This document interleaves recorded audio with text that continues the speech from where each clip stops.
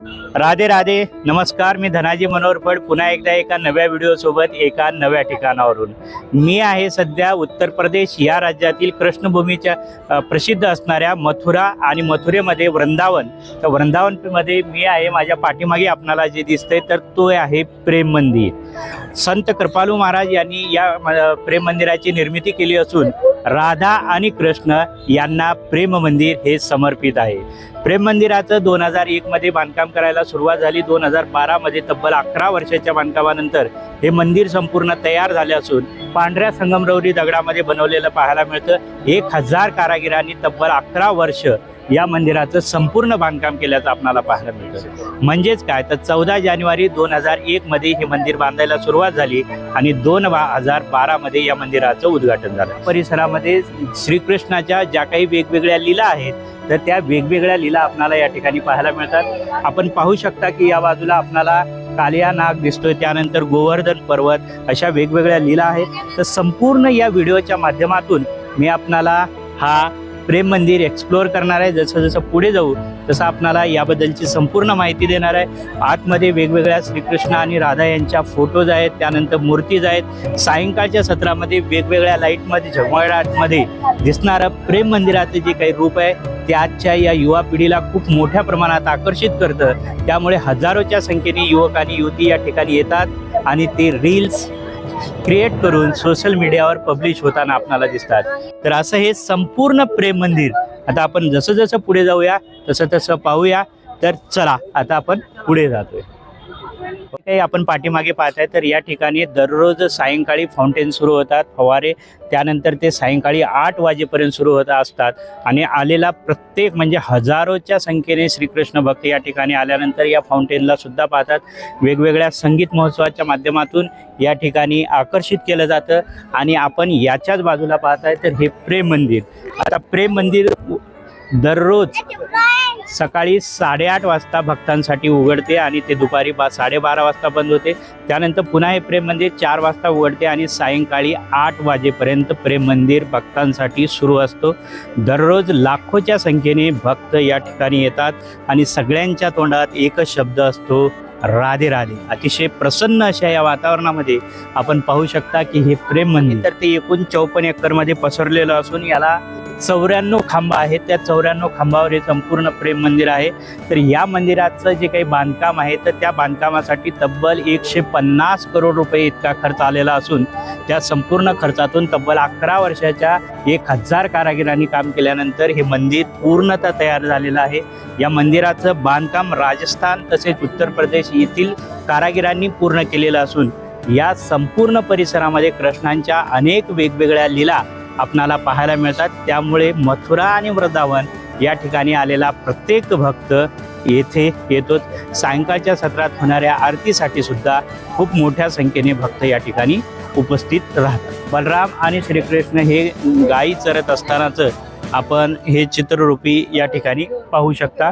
यानंतर याच्या पाठीमागे जर का आपण पाहिलं थोडंसं झूम करून तर गोवर्धन पर्वत आहे, जी परिक्रमा आम्ही केलेली आहे. तर पाहू शकता खूप मोठ्या संख्येने भक्त सुद्धा या ठिकाणी आलेले आहेत. संगमरवरी शिल्पकलेतून कृष्णांच्या या लीलांचे सजीव असे चित्रण या ठिकाणी केलेलं आहे. त्यामुळे लाईटच्या सायंकाळी शोमध्ये या लीलांना अधिक तेज आणि आकर्षण प्राप्त होते. राधा आणि कृष्ण प्रेम हे आध्यात्मिक आणि भावनात्मक रूपात या ठिकाणी दाखवलेले असून कंसांचा वध करण्यासाठी कृष्ण मथुरेला गेले व अखेरीस कुस्ती खेळून त्यांचा वध केला. अशा कितीतरी लीला यामध्ये आपणाला प्रामुख्याने पाहायला मिळतात. श्रीकृष्ण आपल्या मित्राबरोबर खेळतानाचा असेल, बासरी वाजवताना असेल, गायी चारताना असतील किंवा गवळणी सहवासामध्ये कृष्णांचे जे काही जीवन आहे ते संपूर्ण या ठिकाणी साकारल्याचं आपणाला प्रामुख्याने पाहायला मिळते.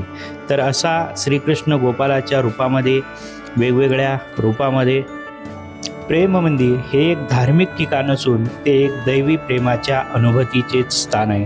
श्रीकृष्णांच्या या बाललीला, रासलीला, गोपाल लीला आणि राधाकृष्णांच्या प्रेमलीला यांचं अप्रतिम असं दर्शन आपणाला या प्रेम मंदिरामध्ये आल्यानंतर पाहायला मिळतं.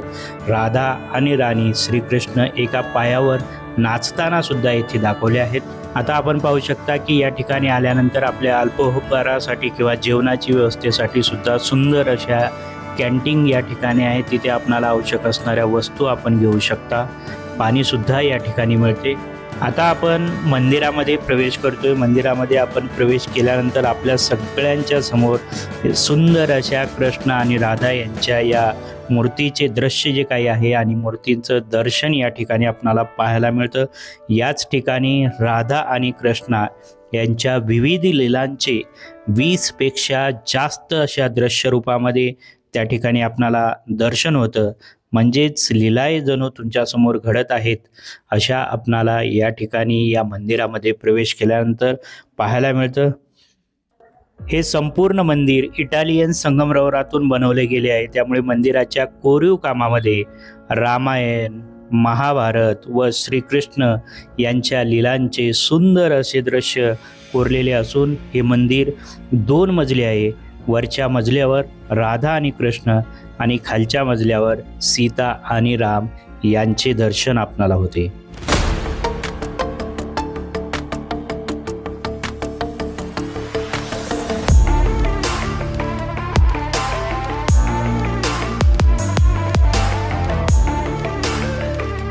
पूर्ण मंदिराचा परिसरात आपण पाहिला. हे मंदिर प्रामुख्याने पाहू शकता की 125 फूट इतकं उंचीचं असून याची लांबी जी काही आहे तर 122 फूट इतकी लांबी आहे आणि 120 फूट चौकडा हे संपूर्ण मंदिर या ओढ्यावर बांधण्यात आलेलं आहे. आता आपण जातोय गोवर्धन पर्वताच्या या देखाव्याकडे. या परिसरामध्ये आपल्या सगळ्यांचं मन आकर्षित करून घेणारा हा जो गोवर्धन पर्वत. हा पर्वत आपण प्रामुख्याने याचा इतिहास पाहिला तर उत्तर प्रदेश या राज्यातील मथुरा या जिल्ह्यामध्ये गोवर्धन पर्वत हा स्थित आहे. या जवळपास 22 किलोमीटर अंतरावर हा पर्वत पसरलेला असून या ठिकाणी आलेले भक्त मोठ्या संख्येने या पर्वताची परिक्रमा करत असल्याचं आपणाला पाहायला मिळतं. या परिक्रमाच्या पाठीमागे एक धार्मिक अशी कथा आहे. ब्रजमधील लोक प्रत्येक वर्षी इंद्राची पूजा करत असत आणि श्रीकृष्णाने त्याला विरोध केला व लोकांना गोवर्धन पर्वताची पूजा करायला सांगितले. त्यामुळे इंद्रदेव रागावले आणि मुसळधार पाऊस सुरू झाला.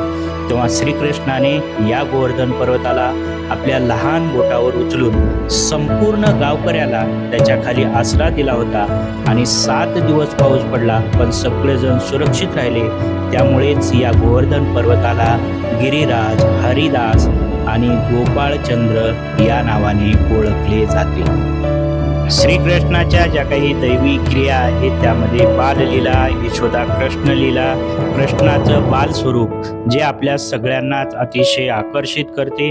कालिया नाग दमन लीला असेल, माखन चोरी लीला असेल, रासलीला, महारास, राधा आणि कृष्ण यांनी एकत्र नृत्य केलं गोपीसोबतचं ते रास. तर अशा गोपाळ लीला, गायीशी प्रेम मंदिर परिसरामध्ये येण्यासाठी कुठल्याही पद्धतीचे तिकीट लागत नाहीत. म्हणजे ते निशुल्क आहे आणि संपूर्ण हा जो काही 54 एकरचा परिसर आहे हा परिसर जर का आपण पाहण्यासाठी किमान 1 ते 1.5 तास आपल्याला लागू शकतो. जर आपण अतिशय सविस्तररित्या जर का सावकाश पाहिलात तर ती किमान 2 तासामध्ये आपण संपूर्ण हे प्रेम मंदिर पाहू शकतो. आता आम्ही मंदिर पाहिलेलं आहे आणि आम्ही एक्झिट गेटकडे जातो. तर आपण या बाजूला पाहू शकता की हे ते प्रेम मंदिराचं प्रवेशद्वार, त्यानंतर निकास गेट म्हणजेच जाण्याचा मार्ग सुद्धा आहे. तर चला पुन्हा भेटूयात एका नव्या व्हिडिओसोबत एका नव्या ठिकाणावरून. तोपर्यंत राधे राधे.